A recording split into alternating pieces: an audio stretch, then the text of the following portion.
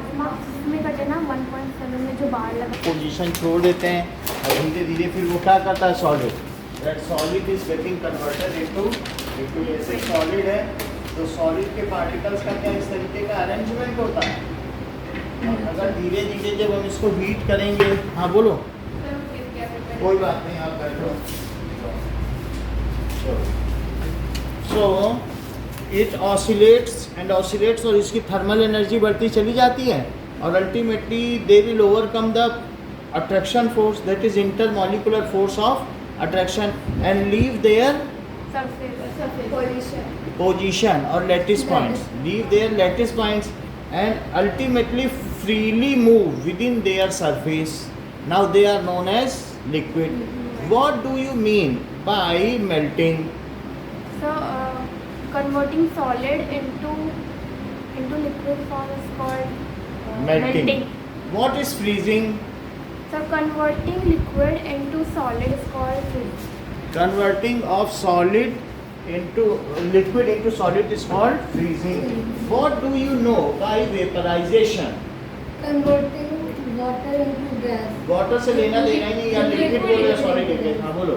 Liquid into gas. Okay. What do you mean by condensation? Doing gas, converting gas into liquid.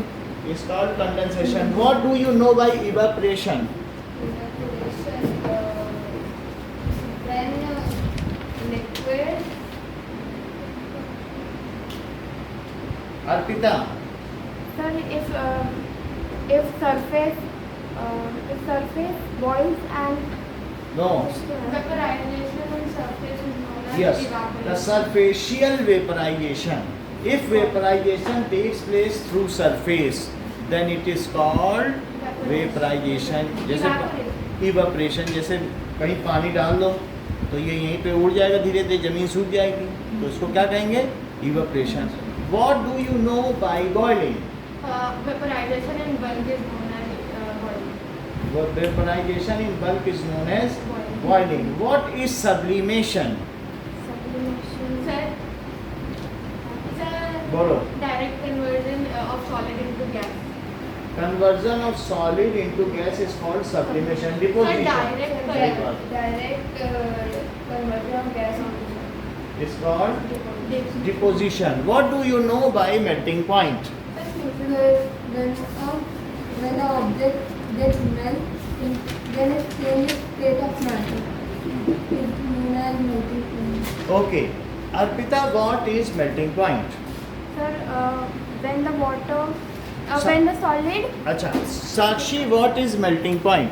When solid. Soumya, what is melting point? temperature at which solid converts into liquid is known Constant temperature at atmospheric as. pressure. अच्छा, At atmospheric pressure ही बोलना है. What is boiling point? At atmospheric pressure and Arpita, the constant temperature at the atmospheric pressure is called boiling point. it is known as boiling point. Okay. Now, there are certain definition I am giving and you have to write. Okay. So, इनको define करना है इसलिए. Define. Test है. Melting, then it is freezing. Vaporization. Boiling समझते हो ना? Bulk vaporization. Yes, sir. Evaporation.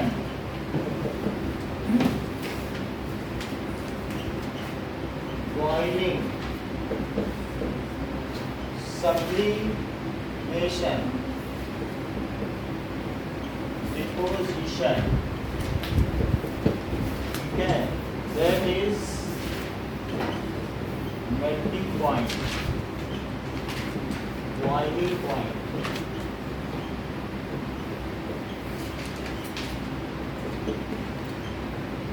Density.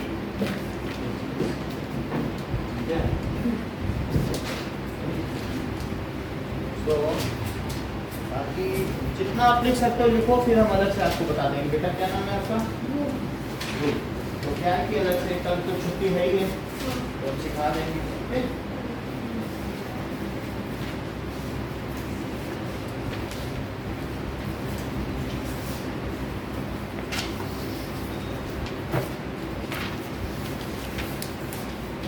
मतलब AC में बैठा हूँ, ठीक है चलो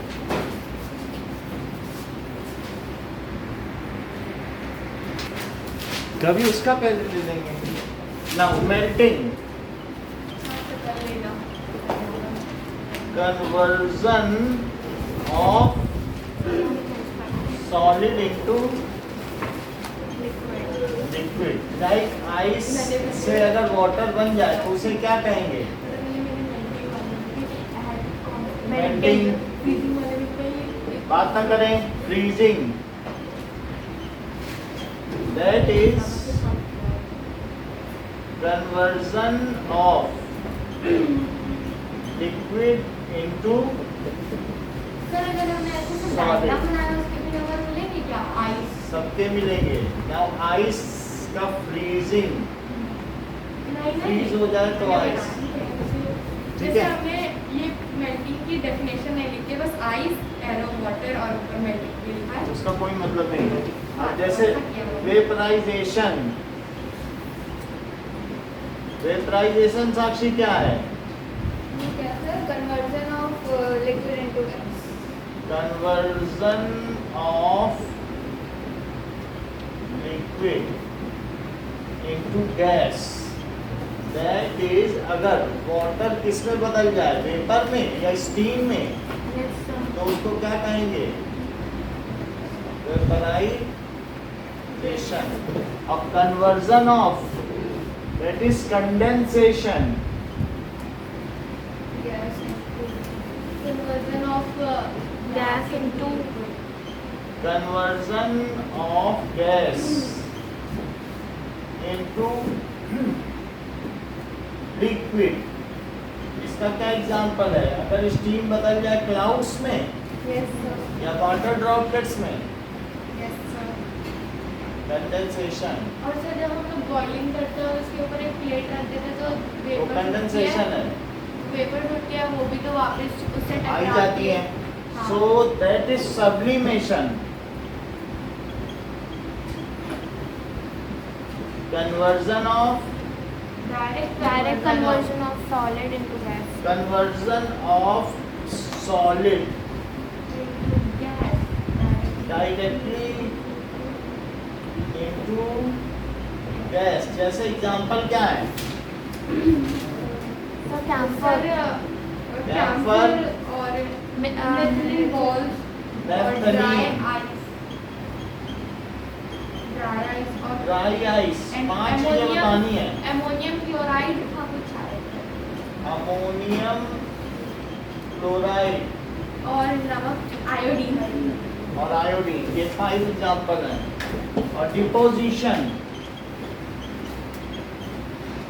डिपोजिशन का क्या मतलब है conversion of gas into solid उल्टा हो जाए conversion of gas gas into solid अगर हम कार्बन डाइऑक्साइड को कूल करेंगे तो वो ड्राई आइस बन जाएगी हाँ गैस डायरेक्टली इनटू सॉलिड हाँ okay that is deposition now what does it mean by evaporation क्या sir evaporation evaporation so evaporation क्या चीज होती है वेपराइजेशन हाँ जब सरफेस से कोई चीज हो तो उसको क्या कहेंगे evaporation okay now अब देखो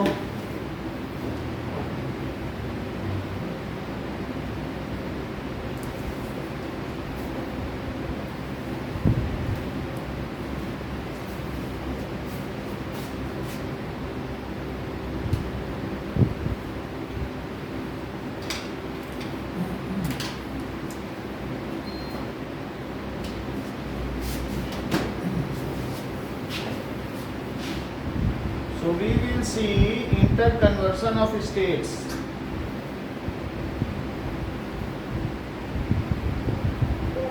Interconversion of states.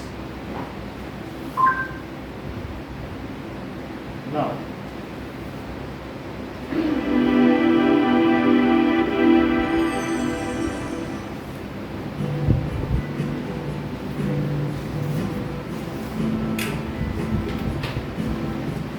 interconversion of states of matter. Matter around us exists in the solid, liquid and gaseous state.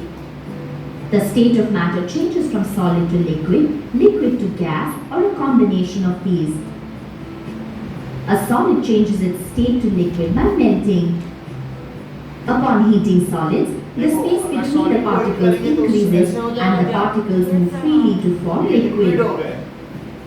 When a piece of butter is placed on a frying pan and heated, the piece of butter slowly loses its shape and changes to liquid. Similarly, a liquid changes its state to solid by solidification. तो solidification भी कहते हैं. Upon freezing liquids, the space between the particles decrease and is solidified.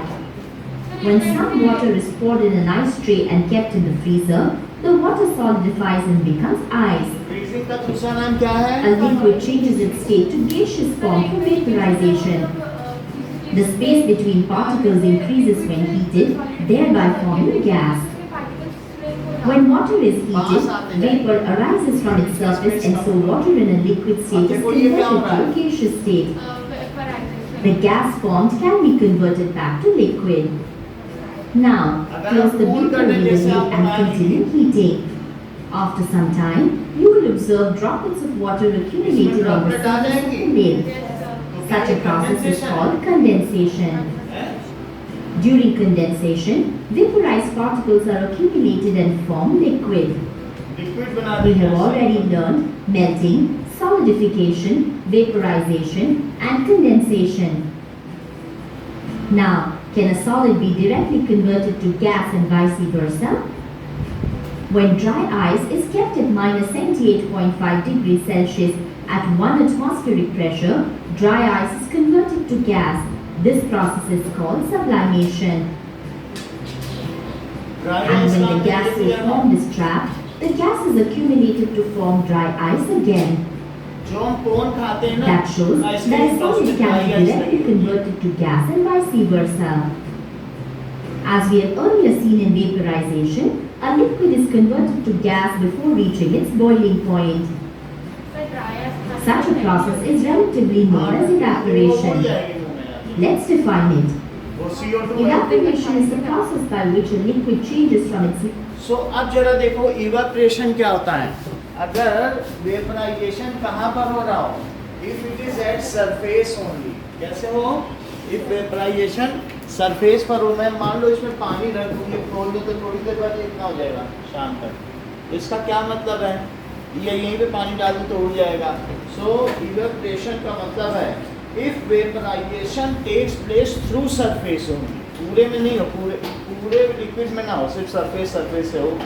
तो अच्छा ये बताओ, जो vaporisation होगा वो सरफेस से ही क्यों होता है, बीच से क्यों नहीं होता?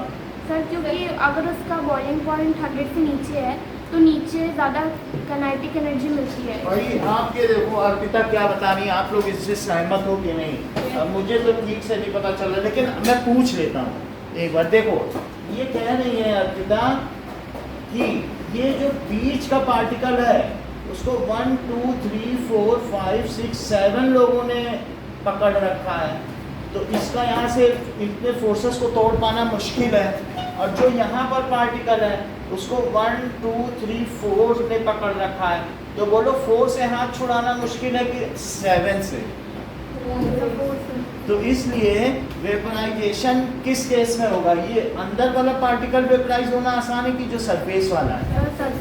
या ये बताओ जो पीछे बैठा हुआ लड़का है वो गेट से भाग जाना उसका आसान है कि बीच वाली का, तानिया का?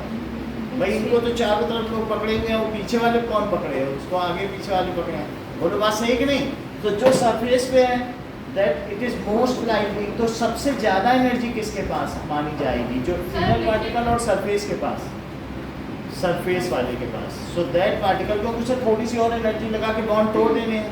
सो इवेपरेशन का क्या मतलब होता है?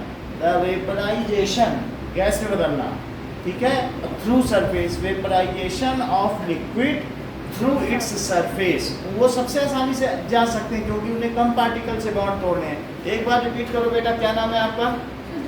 बोलो ध्रुव। What is evaporation? बैठ के बोलो। Conversion of liquid into gas. Liquid into gas through surface. अगर सरफेस से हो तो उसे क्या कहेंगे? वहाँ लिखा हुआ है इवेपरेशन। सो हाँ, बट एनर्जी तो सबसे पहले नीचे वालों को, नीचे वालों को जब मिलेगी तो वो गेट तक भागेंगे, तो जो जिसको भी एनर्जी मिलेगी they will rush towards surface, तो वहाँ पर वो कुछ बॉन्ड्स को तोड़ कर निकलना है। और नीचे से हम हीट करेंगे ना तो नीचे का पानी ऊपर आएगा और ऊपर का ठंडा पानी नीचे जाएगा। इसको कन्वेक्शन कहते हैं। हॉट चीज ऊपर उठती है और नीचे ऊपर का ठंडा और पानी। तो कूलिंग इवेपोरेशन होती है ना, क्या कूलिंग कूलिंग होती है इवेपोरेशन? तो क्या लिखोगे बताओ? Conversion of liquid into gas through surface, surficial vaporization, ये भी कहा जा सकता है। क्या बोला जा सकता है? Conversion of liquid into gas भी बोल सकते हो या वेपर थ्रू सरफेस।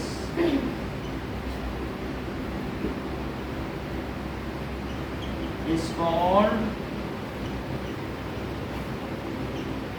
इवेपोरेशन, या ये भी कहा जा सकता है सरफेशियल वेपराइजेशन इज कॉल्ड इवेपोरेशन। ये बॉइलिंग पॉइंट से ऊपर होता है कि बॉइलिंग पॉइंट से नीचे की? बॉइलिंग पॉइंट पर। बॉइलिंग पॉइंट से नीचे। हाँ, इट अकर्स, क्योंकि आप पानी डाल दोगे तो क्या 100 डिग्री सेल्सियस है? So it occurs below boiling point. Sir but अगर बिलो बॉइलिंग पॉइंट है तो फिर जो उन्हें फिर एनर्जी कैसे? जो सरफेस पर है उन्हें तो थोड़े ही बॉन्ड तोड़ने हैं, हाँ। तो they have sufficient energy to break the bonds. और जो अंदर वाले हैं उनको तो नहीं तोड़ने हैं ना। सर अगर इसके अंदर पानी वो और हमने कैप लगा ली है और जब हम खोलेंगे तो खोलेंगे तो जो इसमें वेपर्स हैं वो धीरे धीरे उड़ जाएंगे जितना अंदर वेपराइज हुआ सब है। पर नीचे वाले तो सरफेस पे जाते हैं, फिर सरफेस वाले ही उड़ते हैं। हाँ। तो फिर तो इन ऑर्डर वो नीचे से ही तो ऊपर जा रहे नीचे से ऊपर जा रहे हैं, लेकिन जो पार्टिकल इसे छोड़ रहे हैं वो सरफेस के ही हैं, हाँ।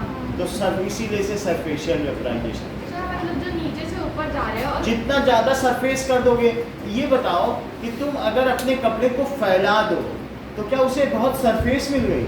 यस तो क्या उसमें पानी जल्दी जल्दी उड़ेगा? और अगर आप चादर को धोने के बाद लपेट के रख दो तब जल्दी वो सूखेगी कि फैला दो? तो क्या लार्ज सरफेस एरिया होगा तो चादर जल्दी सूख जाएगी, बेडशीट।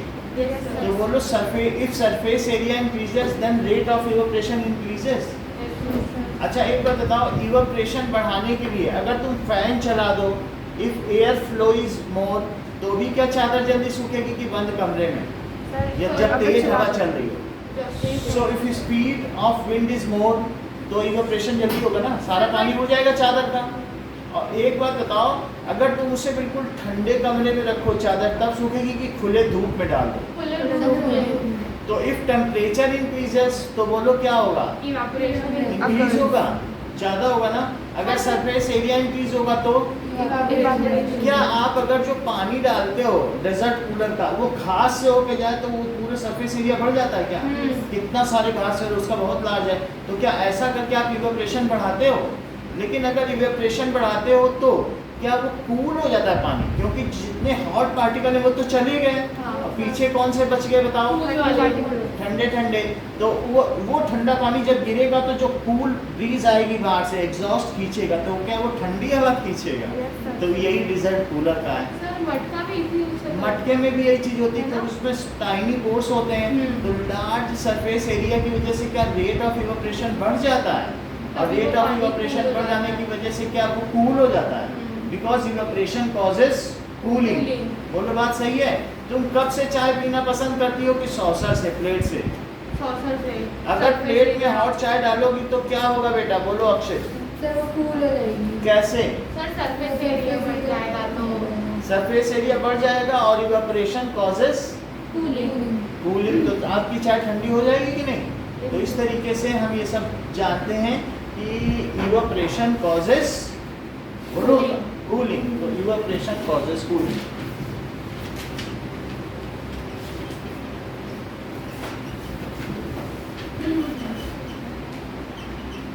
सर ये लिखना है। देखो ये हमने आपको लिखा दिया है सब कुछ, आपको जो लगे कि भाई नई चीज़ है वो लिख लो, और क्या कर सकते हैं। सर ये छोटे पॉइंट हैं, इनको जल्दी याद कर सकते हैं, हैं। बड़े बड़े हैं। ये हमने एक साथ पॉइंट्स में लिखना।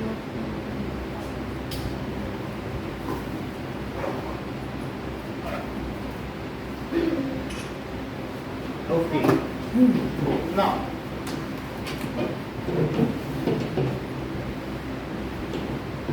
so that is evaporation.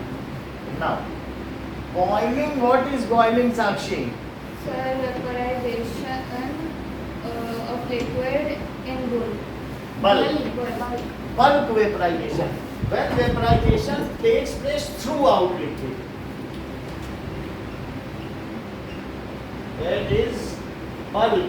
Bulk का मतलब throughout या लार्ज स्केल, इसे क्या कहते हैं? लार्ज स्केल, पूरे में हो रहा vaporization of liquid। पानी को उबलते देखा है ध्रुव? तो क्या पूरे में वेपोराइजेशन होता है ना, पूरे अंदर अंदर से बबल्स निकलते हैं, नहीं? तो bulk vaporisation of liquid is called boiling. ये बात समझ में आ गया? अब जरा देखो कि bulk vaporisation, boiling does not cause cooling. Boiling से कूलिंग होती है कि नहीं? No, sir. It takes place at constant temperature.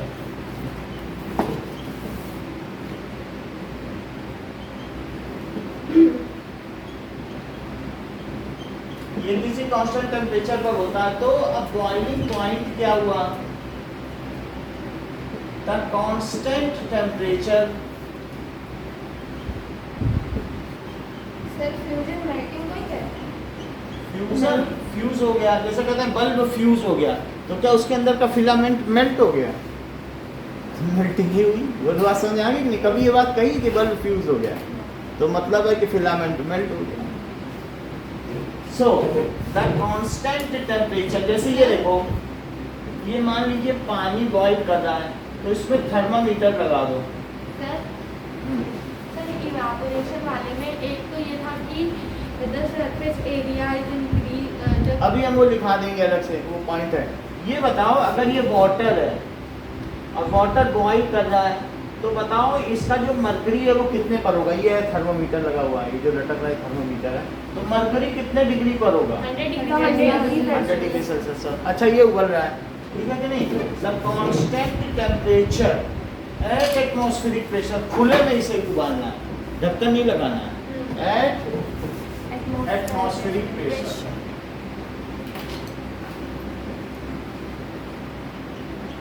Eight which boiling occurs, जिस पर बॉइलिंग होती है, इज कॉल्ड, इसे क्या कहेंगे? Boiling point of water is, ये सब लिखा हुआ है, देखो बॉइलिंग पॉइंट ऑफ वाटर क्या होता है? 100 डिग्री सेल्सियस। इतनी बात समझ में आ गई? ठीक है। अच्छा ये एक बात लेकिन हमें फिर भी सौम्या से तो पूछनी ही है कि बॉइलिंग हो रहा है और इसमें पानी उबल रहा है, और मैं अगर इसमें 10 मिनट बाद हाथ डालूं, थोड़ा पानी अब उबल भी गया, तो बोलो अभी हाथ डालने में मैं ज़्यादा जलूंगा कि बाद में? अगर 10 मिनट बाद में हाथ डालना। बोलो। अब सौम्या ने ये बात, हाँ बोलो, आप कुछ बोल रहे हो?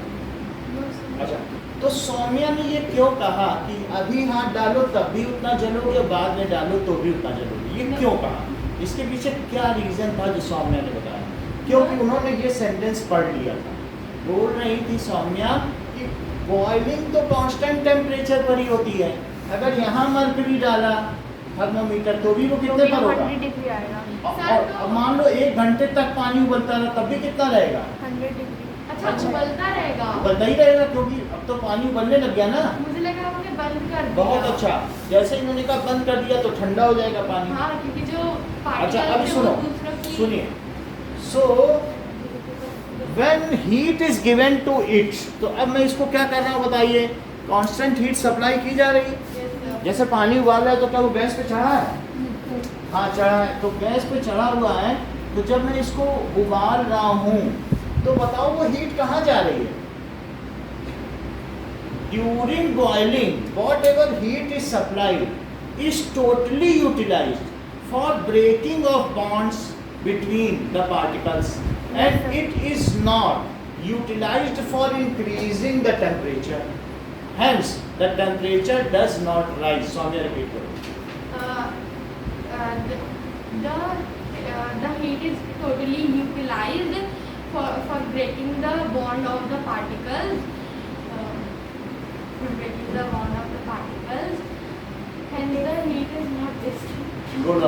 So the heat is utilized to break the particles bond, but it is not utilized to rise the temperature up. सही बात है। Hence इसलिए क्या होता है? Temperature does not increase. जितनी हीट दी जा रही है वो क्या काम कर रही है बताओ? 100 डिग्री से बढ़ेगा ही नहीं। बढ़ ही नहीं सकता क्योंकि उसका कांस्टेंट टेम्परेचर है। तुम 2 घंटे उबालो, 3 घंटे, और अभी पानी में हाथ डालो या 1 घंटे बाद डालो, आपको उतनी ही जलन होगी। क्यों? क्योंकि जो हीट एनर्जी दी जा रही है उससे नए नए बॉन्ड्स टूट रहे हैं, नए नए वेपर्स बन रहे हैं, उससे उसका टेम्परेचर नहीं बढ़ रहा। बोलो बात समझ में आ गई? तो अब ये लिखो, during boiling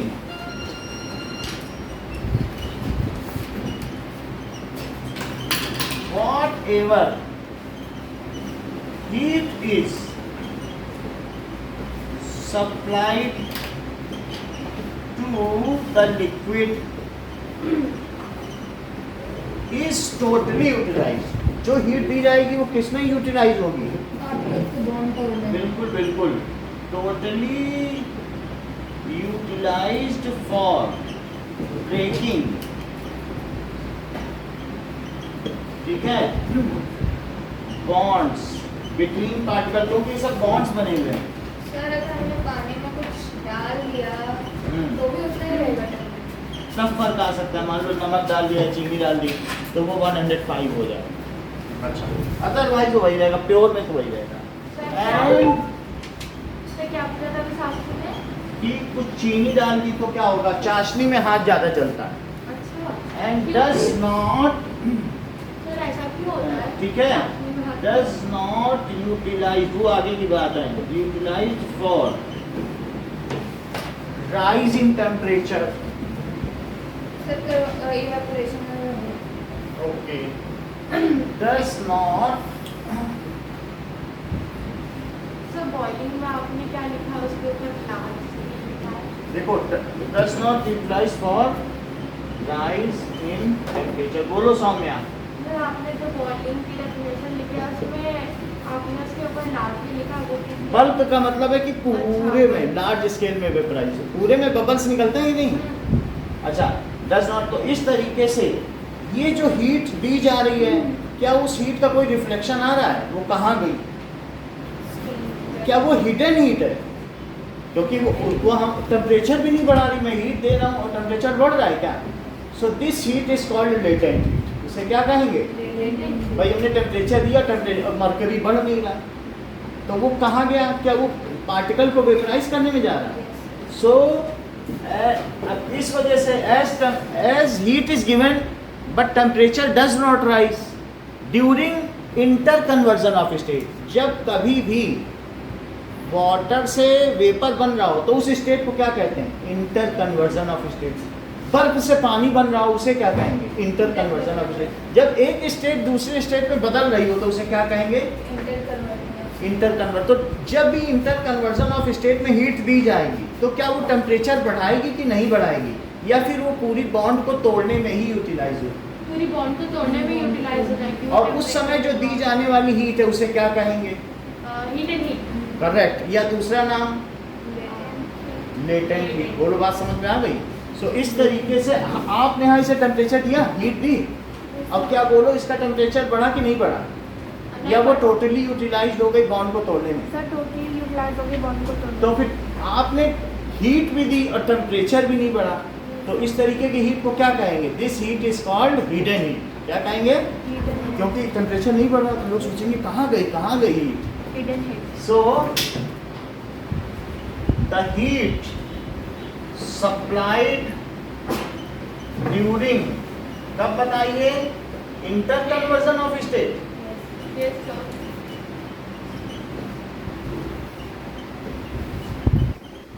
is called latent heat। और latent heat का दूसरा नाम क्या है? Hidden heat। क्योंकि उससे टेम्परेचर नहीं बढ़ता। जैसे आप ये बताओ कि अगर एक बर्तन में ये बहुत आइस रखी है और कई आइस के टुकड़े पड़े हैं, सर अगर और इसको बहुत सारे आइस के टुकड़े पड़े हैं और मैं इसको हीट करने लगूं, थोड़ा मेल्ट भी हो गई है, तो बताओ 10 मिनट बाद अब ये जो मेरी कोल्ड ड्रिंक है वो थोड़ी बढ़ गई और उसमें सिर्फ एक छोटा सा आइस का टुकड़ा बचा, तो बताओ ये ज़्यादा ठंडी है कि ये? सर वो ये सर ज़्यादा वो जो आइस का टुकड़ा बचा है वो ज़्यादा ठंडा होगा, वो ज़्यादा। सौम्या ठीक कह रही है। सौम्या ने कहा दोनों इक्वल ठंडे हैं। भाई क्यों ऐसा बोली सौम्या? उन्होंने वहाँ पढ़ लिया। सर क्यों? बहुत बड़ी बात इन्होंने बोली कि आखिर क्यों नहीं। सर दोनों इक्वल थोड़े होंगे। बहुत अच्छा बोला सौम्या ने कि दोनों इक्वल क्यों होंगे। देखो मतलब ऐसा नहीं है कि सिंपली इन्होंने कह दिया इक्वल होंगे, रीजन भी बता रहे हैं। अब हम देख क्या रीजन इन्होंने बताया। जैसा कि हम सबको सौम्या ने बताया कि बताओ जिस टेम्परेचर पर आइस मेल्ट करता है उसे क्या कहेंगे? Melting point. क्या वो 0 डिग्री सेल्सियस होगा? Yes, और sir. अभी आइस मेल्टिंग कर रहा है, तो जब तक आखिरी टुकड़ा आइस का मेल्ट ना हो जाए तब तक इसका टेम्परेचर कितना रहेगा? जैसे कभी तुम शादी बारात में जाओ तो तुम्हारे बड़े बूढ़े कहते हैं चिंता मत करो बिटिया, अभी भी बर्फ पड़ी, उतनी ठंडी पेप्सी है, पी लो। क्यों? क्योंकि उनको मालूम है जब तक आखिरी टुकड़ा भी बर्फ का बचा है तब तक उसमें ठंडक उतनी ही है। क्यों? Whatever heat is supplied during melting is totally utilised. वो किस काम में इस्तेमाल होगी? For breaking the bonds between it. किसके लिए इस्तेमाल होगी? इसको तोड़ने के लिए। And it will not utilise for increasing the speed of particle. Motion बढ़ गई तो टेम्परेचर बढ़ता है, क्योंकि काइनेटिक एनर्जी और टेम्परेचर तो एक दूसरे के प्रोपोर्शनल होते हैं ना, लेकिन वो सब नहीं बढ़ाएगा, वो सिर्फ किस में इस्तेमाल होगा? Breaking the bonds. And not for increasing temperature. Hence, the temperature does not increase, and this heat is called latent heat of fusion. और जो वहाँ की थी उसे क्या कहेंगे? Latent heat of vaporization. क्या वो वेपराइजेशन के लिए इस्तेमाल हो रही थी? Yes, sir. तो उसका क्या नाम कहा जाएगा बताओ? Latent heat of vaporization. और यहाँ क्या कहा जाएगा? Latent heat of सही बात है, फ्यूजन बोला जाता है। अब आपको समझ में आई कि सौम्या क्या कहना चाहती थी? चलो, during melting of solid whatever heat is supplied is totally utilized। Sir अगर किसी पैन का वो जो किसी पैन का टेम्परेचर हाँ। ऑलरेडी 101 डिग्री सेल्सियस है, हाँ। तो जैसे ही हम उसमें पानी डालेंगे वो भाप बन के उठ जाएगा। बिल्कुल। फॉर ब्रेकिंग द, अभी आगे की बात करेंगे, बॉन्ड्स। इन्होंने और भी आगे की भी चीज़ कही है, हम लोगों को वो जानना चाहिए। पहले ये दोनों सीख लें, फिर जो वो तीसरी कह रही वो तीसरी। तो पर पैन का टेम्परेचर 101 डिग्री हो सकता है, 100 तो कांस्टेंट टेम्परेचर है ना। भाई 1460 डिग्री सेल्सियस आइस का टेम्परेचर, उन्हें उनका मेल्टिंग पॉइंट मालूम है। आपको तो सिर्फ आइस का मालूम है ना, वो लोहे का बता रही हैं। आगे के पॉइंट वो 116 एलिमेंट्स हैं उनके, उन्होंने देख लिए मेल्टिंग पॉइंट, और लिखे हैं आप जो सोच रही हो कि सिर्फ आपको आइस का मालूम है, वहाँ वो एलिमेंट के देख के बैठी। अब आपको समझ में आया?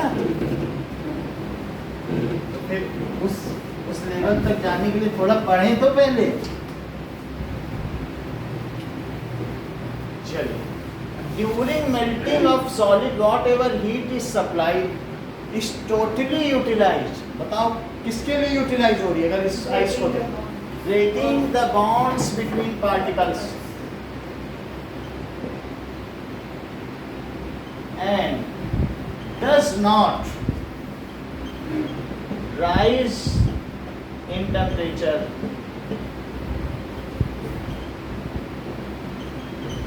This heat, इस heat को क्या कहोगे अक्षय? बोलो। latent heat, कौन सी latent heat? hidden, भाई latent heat कौन सी? वेपराइजेशन, सब्लिमेशन कौन सी बोलोगे? क्या हो रहा है यहाँ पर? sublimation, sublimation. vaporization, सब बर्फ से पानी बनना वेपराइजेशन क्या? fusion, इसको कहेंगे लेटेंट हीट ऑफ, या फिर मेल्टिंग। हाँ फ्यूजन ही बोलते हैं। अब समझ में आई? ये तो हमने एक बहुत लेमन डेफिनेशन लिखवा दी जो अनाड़ी की लिखी, अब खिलाड़ी की लिखी, लॉरेट की। सो लेटेंट पहले अनाड़ी से लिखी। लेटेंट हीट ऑफ वेपराइजेशन यानी 1 किलो पानी को पूरी तरीके से भाप बनाने के लिए, 1 किलो वाटर है उसको पूरी तरीके से स्टीम में बदलने के लिए जितनी हीट लगेगी उसे latent heat of vaporisation. 1 kilo पानी को तब तक उबालते रहो, आधे घंटे लगेंगे लेकिन करो, और जितनी हीट लग जाए तो उसे क्या कहेंगे? Latent heat of vaporisation of water.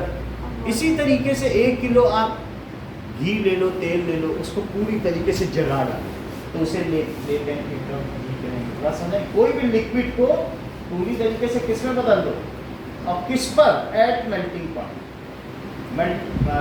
Eight its boiling point. किस पर बदलो? जब वो बॉइल हो रहा हो उसके बाद काउंट करो कितनी हीट लगी, बोला सबको उड़ना बॉइलिंग पॉइंट, ठीक है कि नहीं? तो ले सबका अलग-अलग होता है। सबका अलग अलग जितने भी है सब, ये क्या लोहा कभी वेपर हो सकता है? हो तो सकता है अगर बहुत ज़्यादा हो सकता है। हर एक एलिमेंट तीनों स्टेट में हो सकता है। जैसे हाइड्रोजन गैस है, हाइड्रोजन कभी लिक्विड हो सकती है, हो सकती है। उसमें जैसे pressure जुपिटर डालना में है तो- हाइड्रोजन की नदी बह रही है और प्लूटो में हाइड्रोजन के पहाड़ हैं। उस पर बहुत ज़्यादा प्रेशर और कोई भी एलिमेंट 118 एलिमेंट्स हैं, हर एलिमेंट लिक्विड भी हो सकते हैं, गैस भी हो सकता है और सॉलिड। किसी भी चीज को तुम वेपर कब कहती हो अर्पिता और गैस कब कहती हो? सर वेपर मतलब कि जब वो स्टीम बन। करेक्ट। जिसका तुमने कभी लिक्विड फॉर्म देखा है तब उसे वेपर कह देती हो। और क्या ऑक्सीजन को कभी लिक्विड में देखा है तो गैस कह देना।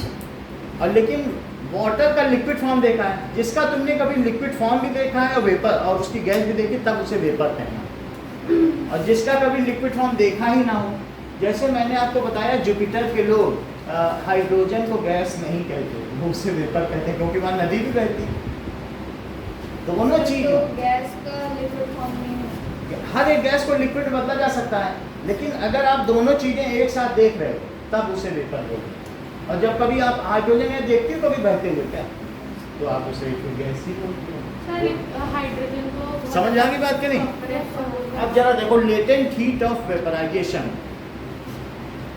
Energy required, heat energy required to convert 1 kg liquid. आपको वेपराइजेशन का मतलब है, जानते हो क्या करना है? पहले 1 किलो क्या लो, लिक्विड ले लो, कोई भी लिक्विड ले लो, आयरन, मोल्टन आयरन ले लो, कुछ भी ले लो, पिघला हुआ पानी ले लो, और उसको क्या करो, बॉईल करो पहले। क्या जब बॉईल होने लगे अब काउंट करो कि अब कितनी हीट लगेगी, पूरी तरीके से उड़ा देना। Heat energy required to convert 1 kg liquid into vapour. 1 kg liquid को कैसे बदलना है? At its boiling point. कोई इसमें चोरी भी करेगा, लो मेरी बर्फ बदल दो, बोलो बर्फ नहीं, पहले उबालता हुआ लाओ, नहीं तो कहेगा देखा हमने तुम्हारा वो एनर्जी बढ़वा दिया, पहले इसको बर्फ से तुम बॉईल करो, वो भी तो फिर सब अलग अलग हो जाएगी। कोई माइनस की बर्फ ले आएगा फ्रीजर से निकाल के, तो कब उसको बदलना है? बॉइलिंग की कंडीशन। तो समझ लो क्या लिखे बताओ, heat energy required to convert 1 kg liquid, water में लिख देना क्योंकि ये जनरल डेफिनेशन है ना, इनटू वेपर या गैस भी लिख सकते हो। बुक में क्या लिखा हुआ चलो ठीक है। सो 1 kg सॉलिड इनटू लिक्विड, ये लिक्विड का हो गया। Okay, so that is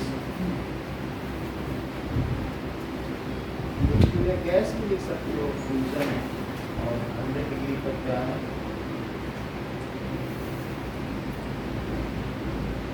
sir Sunday के टेस्ट में इन सब के डेफिनेशंस क्या आएंगे? हाँ सब होगी। 1 kg liquid into vapour eight its boiling point. कब करना है ये boiling?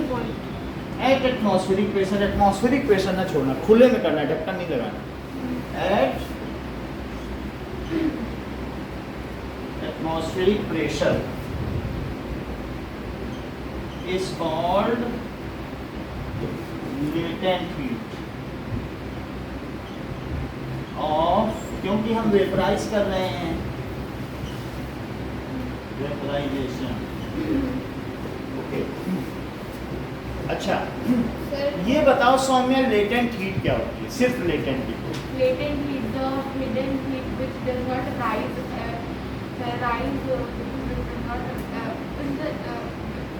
Sakshi the temperature does not rise. बोलो latent heat. Sir latent heat वो होती है जो कि जो हीट बॉन्ड्स को तोड़ने के लिए काम आती है, टेम्परेचर राइज होती है। तो ऐसा बोलो, during interconversion of state, during interconversion of state, whatever heat is supplied is totally utilized for breaking of bonds, hence the temperature does not rise. This heat is called latent heat.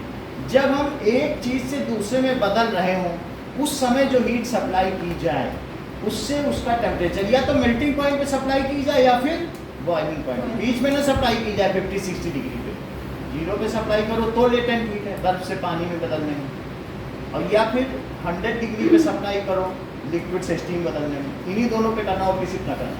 तो उस समय जो heat supply की गई, क्या वो उसका temperature बढ़ाएगी कि नहीं बढ़ाएगी?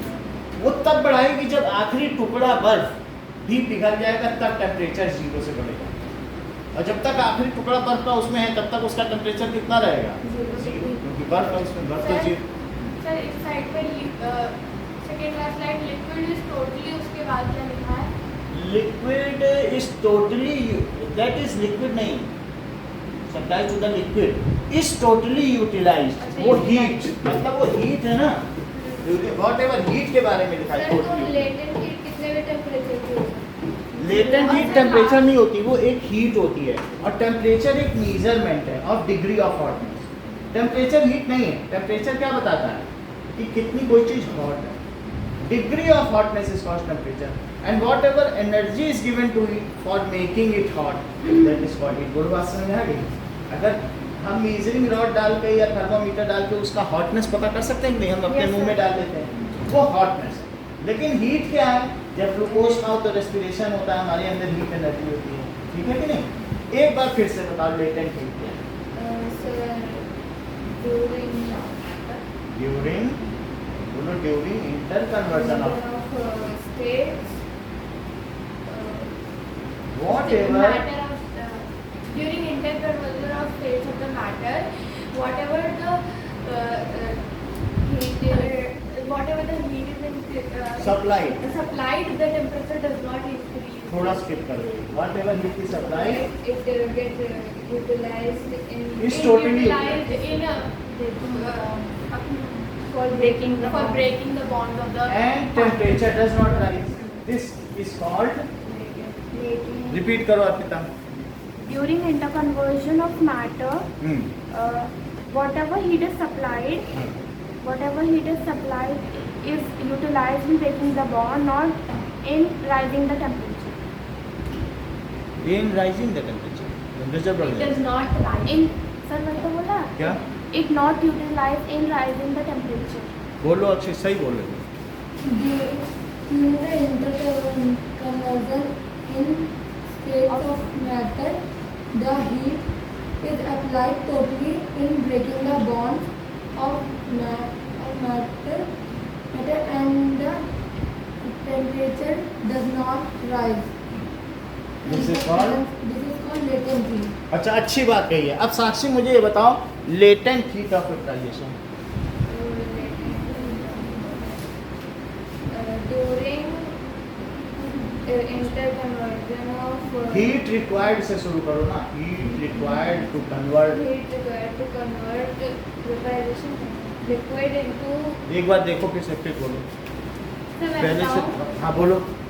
the heat energy required to convert liquid into gas. This latent heat is known as.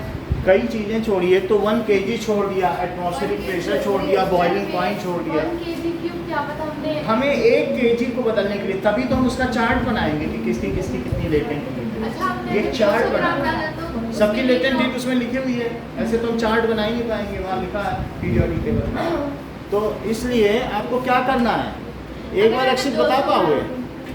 Sir अगर हमने 200 ग्राम Heat energy required. हाँ Heat energy required to convert 1 kg liquid into vaporization into vapour into vapor is called when the atmospheric pressure at atmospheric at pressure, atmospheric pressure it is called at boiling point भी तो बोलना at पड़ेगा। boiling point it is called latent heat of vaporization. फिर से बोलो Arpita.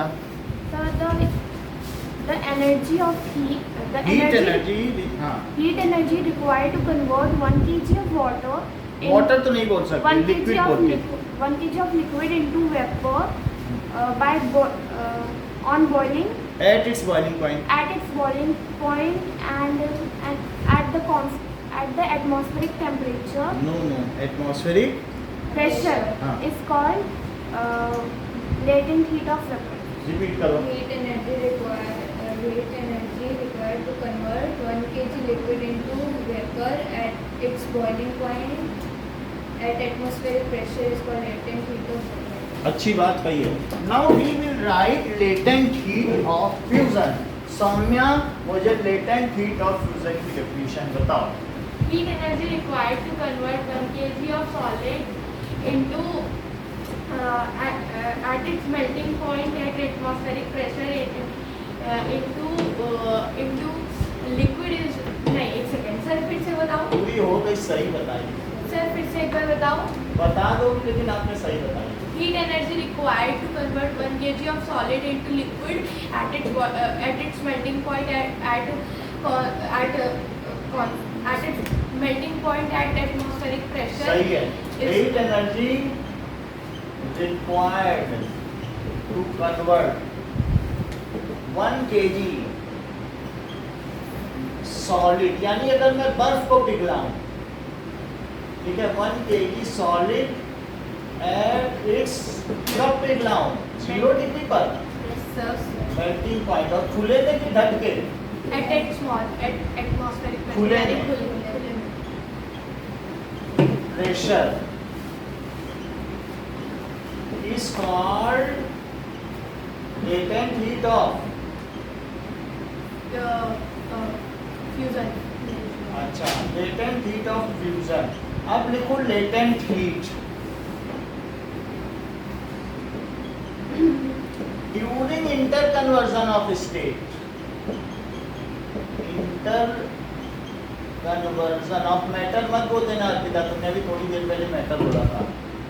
During interconversion of state whatever heat is supplied, क्योंकि जब interconversion of state किसकी टेम्परेचर पर होती सर है? स्टेट्स ऑफ मैटर बोल सकते हैं ना हाँ देखो, 0 डिग्री और 100 डिग्री वाटर के लिए है, नहीं तो इंटरकन्वर्जन ऑफ स्टेट इसके मेल्टिंग पॉइंट पे होगी किसी का भी, और उसके बॉइलिंग पॉइंट पे। जैसे लोहे का है मेल्टिंग पॉइंट 1460, 1460 डिग्री सेल्सियस, और फिर उसका बॉइलिंग पॉइंट भी देखोगे तो 3000 है, तो उन्हीं पे हो। तो during interconversion of state whatever heat is supplied, अर्पित इसके आगे का सेंटेंस जरा कंप्लीट करो, is whatever heat is supplied is Akshay is all latent is Utilize. totally utilized, Totally utilize in breaking the bonds of state. totally utilized for breaking the bonds between particles And does not. and not for raising its temperature. वो उसके breaking the bonds of particles and not for raising its temperature. Sir, the latent heat of This heat is called, इससे क्या होता है? Latent heat.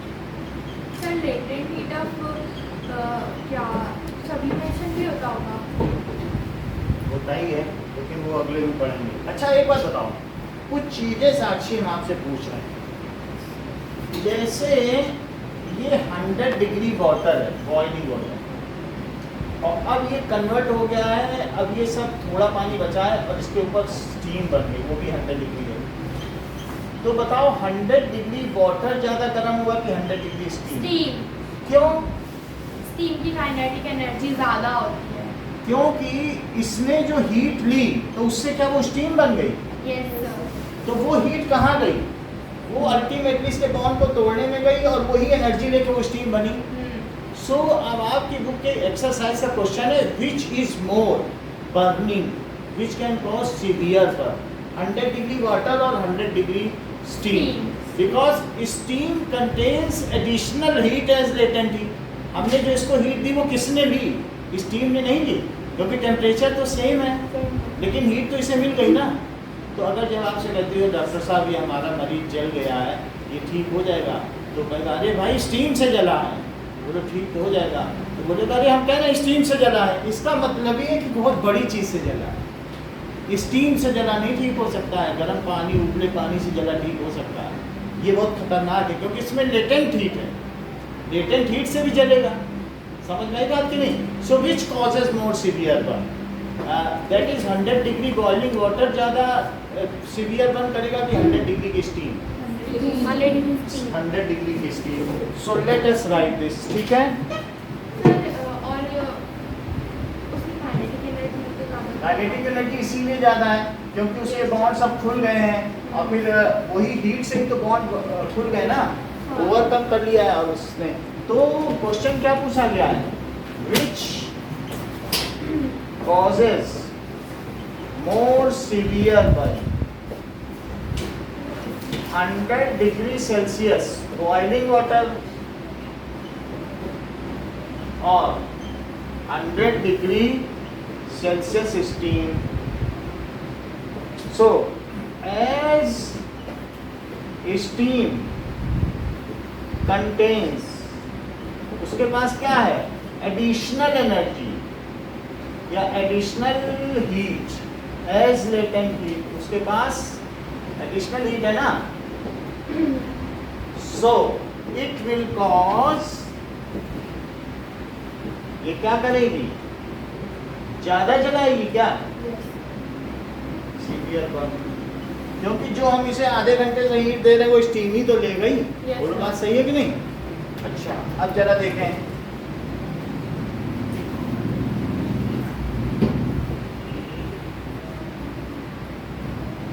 which is more cool? Which is more cool? 0 degree Celsius ice or 0 degree Celsius water? और 0 degree Celsius water, कौन ज़्यादा cool है? आप phone को ऑफ ही करके रखा करो, अटेंड करने की जरूरत नहीं, बार बार आता है इससे तो है। इक्वल होगा ना। देखो अगर आइस को हीट दोगी तो पानी बनेगा, तो बोलो हीट किस में ज़्यादा है? इक्वल होगा ना। देखो ये आइस है, इसको हीट करोगे तो 0 डिग्री का पानी बनेगा। वैसे आइस ले जाओ, अब पिकनिक जाते जाते पानी नहीं बन जाएगा, उसको हीट मिली तभी तो पानी बना। 0 ही डिग्री रहा लेकिन पानी बन गया। तो which contains more heat? Water. So water contains 0 degree water contains additional heat as latent heat. However ice, अगर आपके हाथ में आइस रखी है then it will extract latent heat. क्या कि पहले मुझे लेटेंट हीट दो, मैं पिघलूँ तो, अब पिघल भी जाएगी तब भी 0 ही डिग्री की बनेगी, उतने में तो जान निकाल लेगी, और भी पिघली ही है। और 0 के बाद फिर 25 तक पहुँचेगी, कहेगी अब तो हमें रूम टेम्परेचर तक पहुँचना है, क्योंकि सब चीज़ें रूम टेम्परेचर पर होती हैं। तो पहले उसने हमारे हाथ से कौन सी हीट निकाली, और उससे निकाल के वो क्या हुई बताओ, पिघली, तो उतना तो ठंडा कर ही दिया ना। और फिर उसके बाद 25 डिग्री, और जबकि पानी सीधा रहेगा, हमें थोड़ा हीट दो हम टेम्परेचर। अच्छा अब ये देखो, बात समझ में आ गई? तो क्या लिखें बताइए? Ice, ice is more cooling. क्यों कूलिंग है बताइए? एज इट, ये क्या करती है? Extract latent heat from our palm, है ना। सबसे पहले हमारे हाथ में रखोगे तो क्या होगा, लेटेंट हीट निकालेगी कि नहीं? फ्रॉम आवर पाम, और फिर किस में कन्वर्ट हो जाएगी? Water, liquid, converted into 0 degree water. ये लिखना पड़ेगा ना, डिग्री सेल्सियस वाटर। तो इतना एडिशनल हीट निकाली कि नहीं? So it is more cooling.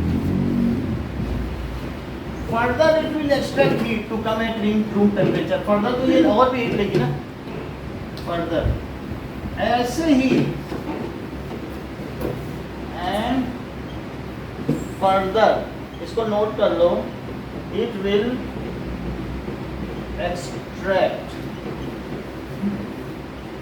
Heat to come at room temperature.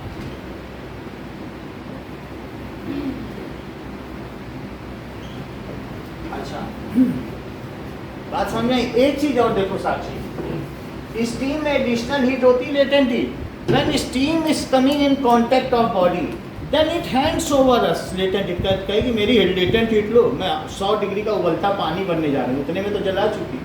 Sir तो वाटर बनेंगे वो भी, वाटर तो क्या है कि वाटर जाएंगे 25 डिग्री पे पहुँच जाएगा, लेकिन लेटेंट हीट अगर मान लो आपने स्टीम आपके हाथ में आई तो वो आपको हीट देगी, कहेगी पहले मेरी लेटेंट हीट लो, मैं 100 डिग्री का उबलता पानी तो बनूँ, क्योंकि तुमने हमें हीट दी थी तब मैं स्टीम बनी थी। अब मेरी लेटेंट हीट जब तक नहीं लोगे मैं स्टीम ही रहूंगी, तो बोलो वो हमें देगी।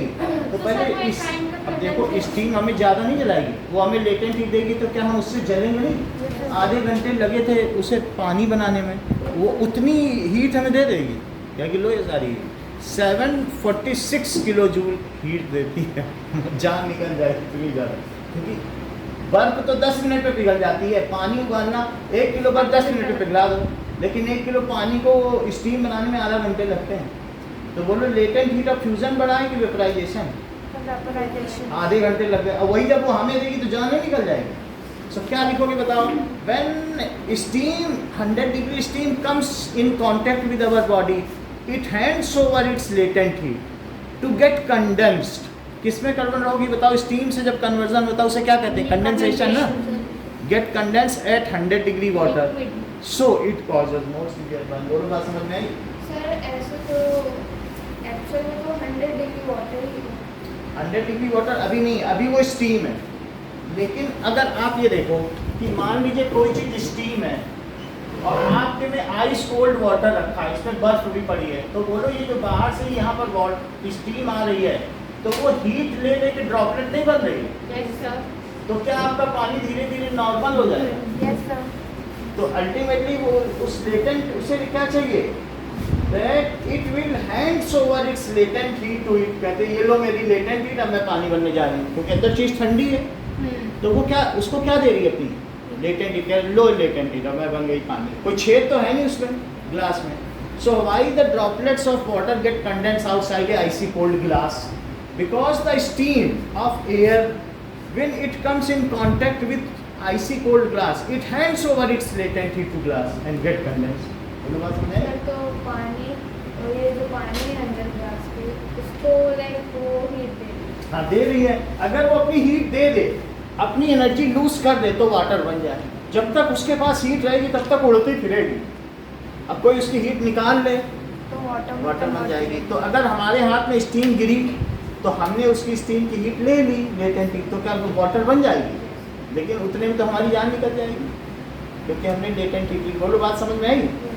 तो इस तरीके से स्टीम का कंटेन्स एडिशनल हीट, या सिर्फ इतना लिखोगे तो भी चलेगा, क्योंकि इसमें लेटेंट हीट एक्स्ट्रा है तो इसलिए ज़्यादा करेगा। और आइस क्यों हमें ज़्यादा ठंडा करता है? क्योंकि आइस के पास लेटेंट हीट है ही नहीं। आइस के पास है लेटेंट हीट क्या?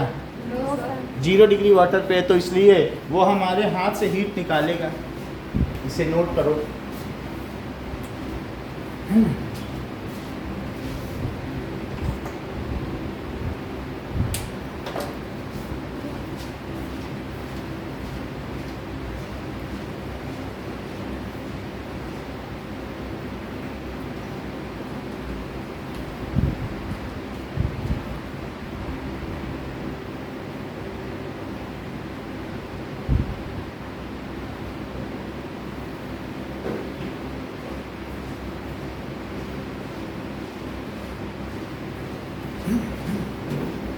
Now,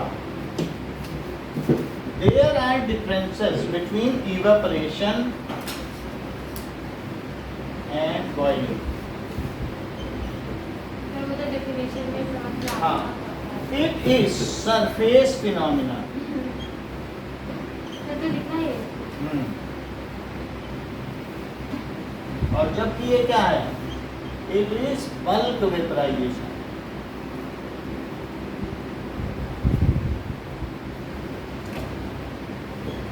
It causes cooling, और जबकि it does not cause cooling. It occurs on below 100 degree.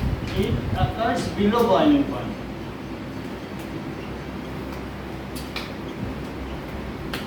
और जबकि ये कहाँ होती है? So boiling point At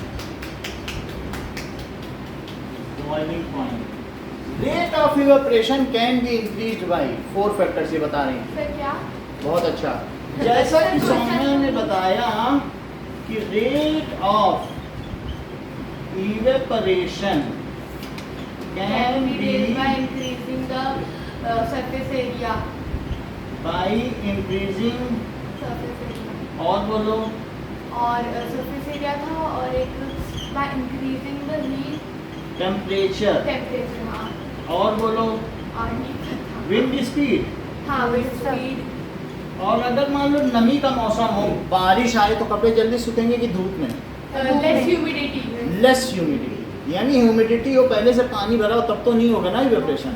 and less humidity. Sir तो ये भी उस लॉ पे वर्क करता है कि जहाँ पे कम कंसंट्रेशन है वहाँ पे, मतलब जैसे वाटर इधर से उधर, मतलब हायर कंसंट्रेशन से लोअर कंसंट्रेशन ज़्यादा, तो इवेपोरेशन भी इसी उस पे वर्क करता है क्या, कि अगर एयर में लेस ह्यूमिडिटी है, कम पानी है, तो फिर जो हमने क्लोथ सुखाया था उसमें हाई कंसंट्रेशन था, तो अभी हम ये बताएंगे, अभी इलस्ट्रेशन पे आएंगे। अब देखो, ठीक है, it does not get affected by such factor. It is not affected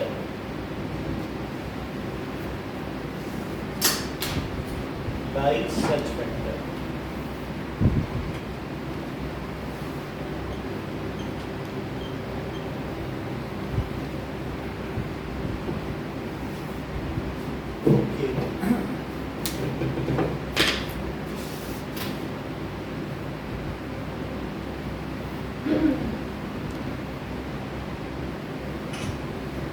Now,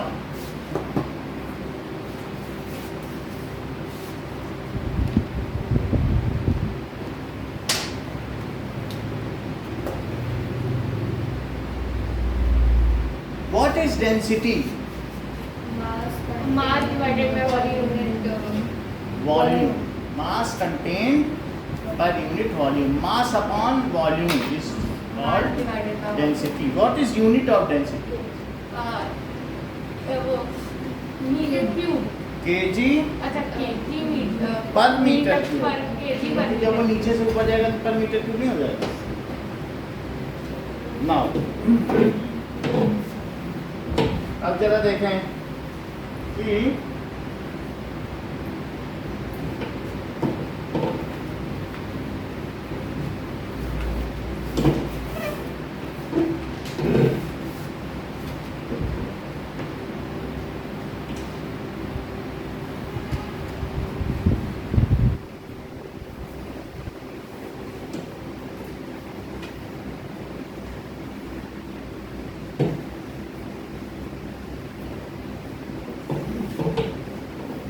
sublimation of ammonium chloride.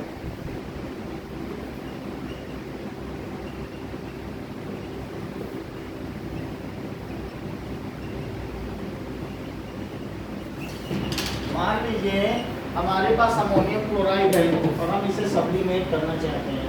ये क्या है? ये टेस्ट ट्यूब स्टैंड है, ठीक है। तो इसमें हमें क्या करना होगा?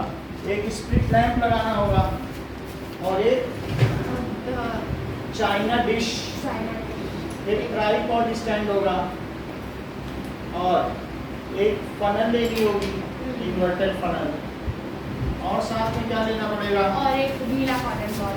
हाँ, तो मैं एक ये ले रहा हूँ ट्राइपॉड स्टैंड, और ट्राइपॉड स्टैंड है और इसमें ये हमने रख दी, ठीक है। इसमें आग जला देंगे स्प्लिट लैंप पर। देन ये वायर गेज है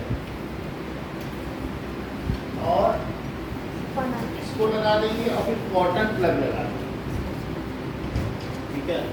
तो जिससे कि सीधी हीट इस पे ना लगे, सीधी हीट से बचाना। इस पे एस्बेस्टस है या सीमेंट है तो उससे सीधी हीट नहीं लगेगी इस पे, ठीक है। और इस पर इन्वर्टर फनल लगा देंगे या रुई कॉटन।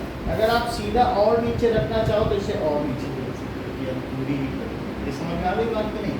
और अगर आप चाहें कि भाई नहीं हमको तो इसको भी होल्ड करना है, कहीं हमारा ये खिसक ना जाए, तो इसके लिए आप इसे क्या करें? और नीचे ले लें, और नीचे लेने के बाद ये इसके अंदर ले लें, ये होल्ड कर लें। होल्ड हो गया तो आपका कहीं नहीं जाने वाला है, ओके। तो इस तरीके से कर दिया। अब इसमें आप कौन सा डालेंगे बताओ? नौसादर। जब किसी की नाक में मोती चला जाता है तो आपकी दादी लोग क्या करती हैं? क्या यही अमोनियम क्लोराइड डालती है? और इसका हिंदी नेम नौसादर है। इससे स्नीजिंग इफेक्ट आता है, जब छींक आती है तो नाक की मोती निकल जाती है, क्या यही है? तो हम इसमें क्या डाल देंगे? Ammonium chloride. ये वाइट कलर का होता है, दैट इज अमोनियम क्लोराइड। क्या लिखा है? Ammonium chloride. इसको जितनी बार खोलेंगे कम हो जाएगा, sublimated. So let us see what happens. तो अब अगर इसमें से अमोनियम क्लोराइड सब्लिमेट होगा तो क्या यहाँ की दीवारों में चिपक जाएगा? उसको डिपोजिशन कहेंगे, उड़ेगा। और लेकिन ठंडक पाएगा तो क्या होगा? उसी में चिपक जाएगा। So that is called deposition. Deposit भी होगा ना। तो सॉलिड से गैस बनना सब्लिमेशन है, और गैस का फिर से सॉलिड बन जाना तो डिपोजिशन भी होगा। तो let us see sublimation of ammonium chloride.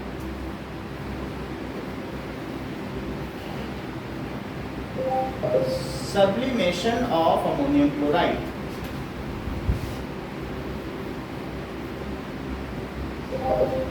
Sublimation of ammonium chloride.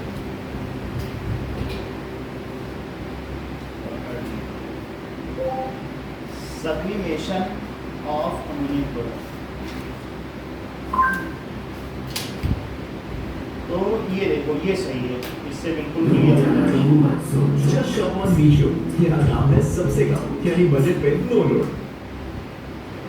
Certain materials such as camphor change their state from solid to gas without changing to liquid first. This is known as sublimation. Now ये place देखो, an inverted ऐसे funnel किया है कि in a नहीं? dish. Ammonium chloride आपको दिखाया, वही रखा Heat है। the mixture. देखो बेटा, उसमें देखो वैसे ही रखा, उसी में डाल दो। After some time, the ammonium chloride sublimates. that is changes its state directly from solid to gas. ऊपर So रुई it लगा दी gets vaporized while chalk powder remains in the dish. और चॉक पाउडर भी डाल दिया, तो चॉक पाउडर तो नहीं उड़ेगा ना, और क्या चीज उड़ रही है बताओ? Sublimation is a chemical process where a substance vaporizes directly from the solid to the gaseous state without passing through an intermediate liquid phase. In this case, not only did we see sublimation, but we also saw how sublimation helps to separate mixtures. Try and find out substances जो that ammonium sublimate. Chloride है क्या वो ball में आ जाएगा, yes sir. और ये petri dish में क्या रह जाएगा बताओ? Sir chalk powder. Chalk powder रह जाएगा। Now let us see that sir camphor के साथ भी यही होगा। बिल्कुल कैम्फर के साथ भी यही होगा। और अब हम देखेंगे ये यहाँ पर देखो सब्लिमेशन ऑफ कैम्फर देखो, अब वो उसमें डिपॉजिट भी हो रहा है, दोनों दिखा रहा है। सर तो पर्पल की ट्रांसफर होती है। ये देखो ये ट्राइपॉड स्टैंड है जैसे मेरे पास है, और अब इसमें से इन्होंने थोड़ा सा कैम्फर ले लिया, कपूर जो पूजा में इस्तेमाल होता है, ठीक है कि नहीं? सो ये अब देखो ये कैम्फर ले लिया,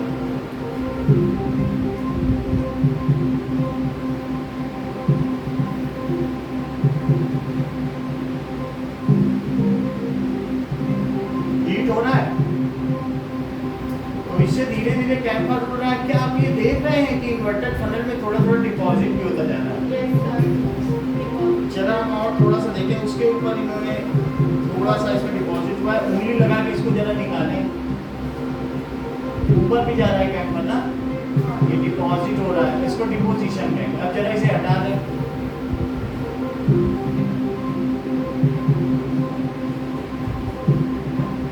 और ये देखो आ गया कि नहीं इसमें, तो ये डिपोजिशन है।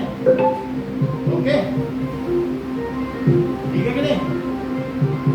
अब देखो कि इसी तरीके से क्या है कि आयोडीन का सब्लिमेशन, The things required थोड़ा for सा the इसमें experiment आयोडीन का are आयोडीन देखा था ना आपने, कल दिखाया था tripod wire gauze for uniform heating. We require, so थोड़ा सा आयोडीन डाल दिया, if we even heat तो burner, कैसा कलर होता है so आयोडीन के अंदर? I have ensured that whatever fumes due to sublimation are produced, they must not escape out. So that's why. So now let's see what is going to happen. As you can see that the purple fumes of iodine have started to come out. और हमने ये देखा था कि Fumes किस of तरह crystal purple निकल fumes जाते of हैं, iodine निकल split जाते हैं। out. So that's why we have plugged a cotton piece over there. तो ये सब्लिमेशन ऑफ आयोडीन है। And और आगे देखेंगे तो हमें थोड़ा सा इसके क्रिस्टल्स दिखाई भी पड़ेंगे इसमें, देखो कितने ज्यादा तेजी से switch sublimation, off the process burner. देखो इसमें आ गया crystal. See the beautiful ring of the iodine which is sublimated, which अब is आप देखो ड्राई re-sublimated, आइस का sublimation, deposited on the walls of the internal walls of the. सो ये dry ice का देख लो,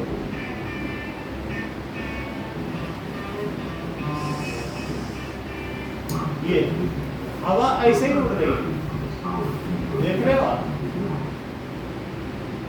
टेबल पर रखे रखे उड़ रही है, दिख रहा है ना? हीट लेके रूम टेम्परेचर, इसी में आइसक्रीम का कोन रहता है। ये कोन के चारों तरफ है कि खाओगे क्या, मुंह में जाके गायब हो जाते, ये CO2 ऐसे ही एक कप भर के खा सकते हैं ना।